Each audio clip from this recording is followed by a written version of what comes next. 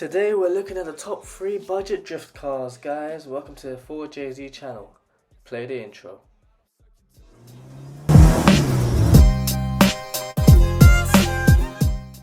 Alright guys, I hope you liked the intro. I hope you like the way it's going up in this place. You know, we're on 600 subscribers.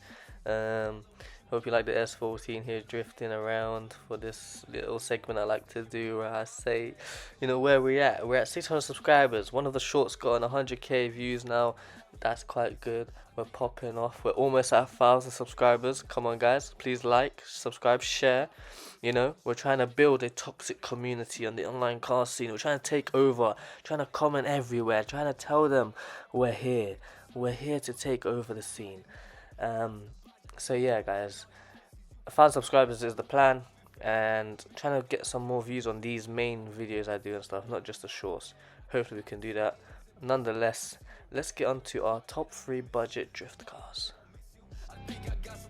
Okay, number 1 on the list is the IS200, of course. Yes, rear wheel drive. Of course it's going to be known as a good drift car, especially on the budget side, because others I would have said IS300, alright? But because that's the 2JZ engine, and you know, looks exactly the same as IS200, it's just a lot better. But that's out of the budget, alright? That's out of the budget. That's crazy money. You gotta put crazy money into it. IS200, you can get it for about $2,000 to $5,000 if you're looking at manuals. But you can get an automatic 2K-ish, 3K-ish. Spend the body kit, 1K, lower end, all that stuff. Turbo kit is another 2K on top. It goes to 5K on auto. Then you can do a manual swap. It's at 6K. That's what I would do basically. Manual swap if you really want for the extra $1,000, whatnot. Okay, so why are these considered drift cars for enthusiasts? Because they're rear wheel drive. Alright, that's a desirable feature for drifting, rear wheel drive. Okay, and the weight distribution on this, beautiful. It's easy to just steer out. It's got that power button. You put it into gear 1, gear 2. On the auto is press the electric power, whatever it's called, handbrake up, and it makes those cool sounds. Really good. Has a balanced chassis, well-tuned suspension, just the way it is, and that helps you maintain control while drifting. You know, it's great. It's light as well, relatively, compared to other sedans out there, and it doesn't need that much power. It's enough at 150 brake horse. Alright, number 2 is the Miata, or the MX-5. Okay, these are a bit tougher. These are more on the budget side. If you're on the old school with the pop-up headlights and whatnot, they're probably going to be quite a lot now because they're very rare to find. But who said you need the ones with the pop-up headlights? The ones without is still good enough for drifting. Maybe they don't look as all enthusiastic and whatnot. Still does the job, looks great, and they're a lot cheaper, and they just look exactly the same, just pretty much the headlights. Pretty sure there's other stuff to it too, but let me tell you why this is a good drift car. Alright, it's light, very light, very small, very small. Has a balanced chassis, which makes it very easy to control and initiate drifts. Okay, the weight transfer it has, great. The weight to whatever ratio is called, great. Rear wheel drive as well, which is, you know, you need that. Okay, for the power it has. It's not all that powerful, but you can make these to look really good.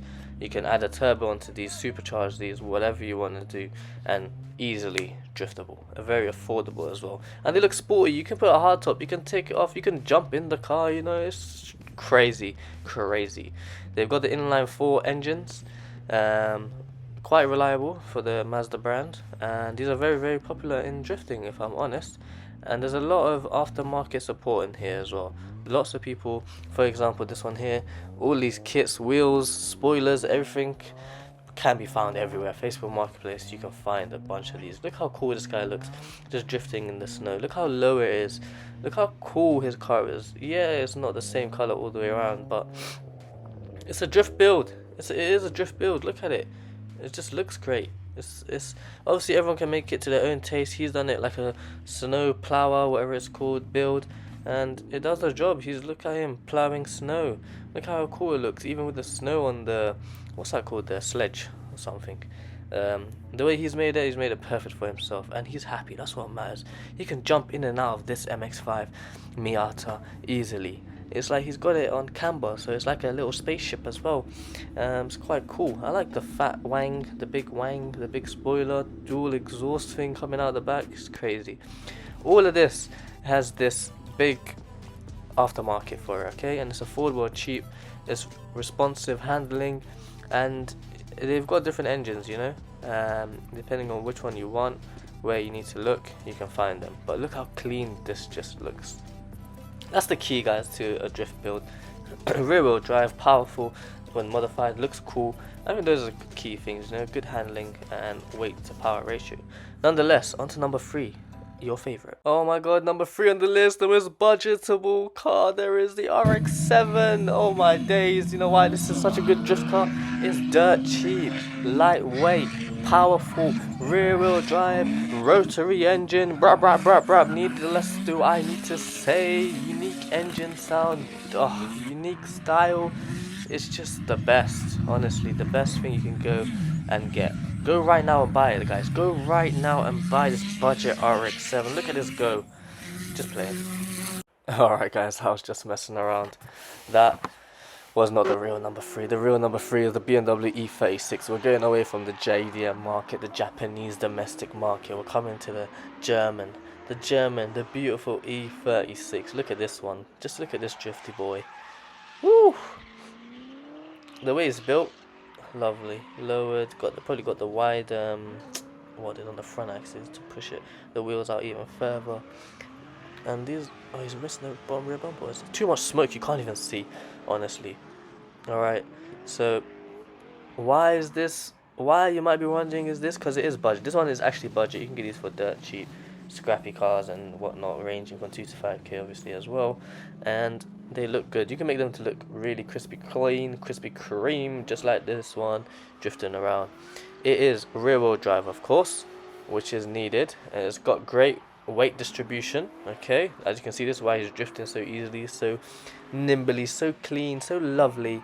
And it's got well balanced chassis. That's what the E46 are known for, and their suspension setup with their responsive handling, okay, that's why people get the E46 to drift and stuff. And you can make them look gnarly, dude, like crazy mean. So I guess there's that benefit as well if you like to go for that rather than the MX-5, which is more happy daisy.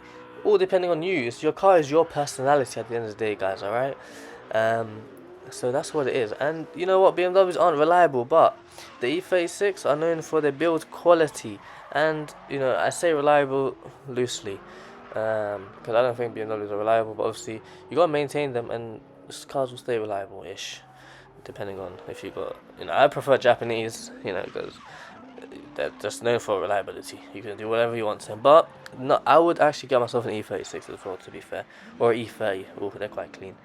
But this E36 has a massive platform for drifting, okay, where drivers can focus on their skills rather than worrying about the mechanical issues, because we all know there's mechanical issues. There's so many aftermarket support, you know, out there. Enthusiasts can modify and customize their E36, alright, depending on your level of drifting and your preference. There's all that out there, okay. You can also get these in inline 4, inline 6 and V8 engines. Obviously inline 6 and V8 engines, whatnot, they're going to be costing a bit more stuff, more power, you know. But if you got the money, you got the money. Yeah, you go enjoy it. These are very fun cars to enjoy, and they're relatively affordable on the used market, of course. Hence, that's why they're in this list today. And you know, even the maintenance and the modifications are not too expensive, so that's what's good. It's got its own character. It's really good. It's like, this is a great first car to like learn to drift on and stuff. I'd say get first car, get 1 year, 2 years, no claims, then get this, boom. Then you're ready. Just don't crash and, you know, write it off.